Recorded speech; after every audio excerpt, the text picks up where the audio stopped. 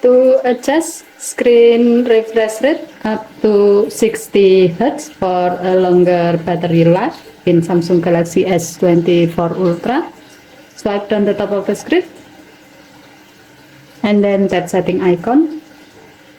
Scroll down the screen to find display. Tap display and then tap motion smoothness. Next, select standard.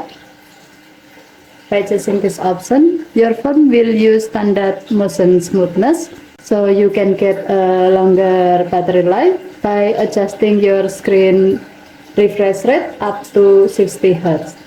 As a note, this option is set by default in most Samsung devices in consideration that 60 Hz refresh rate is sufficient for daily use, and also it uses less battery compared with the adaptive motion smoothness. Next, tap apply button to save your selection and apply to your phone. Okay, thank you for watching. Have a nice day.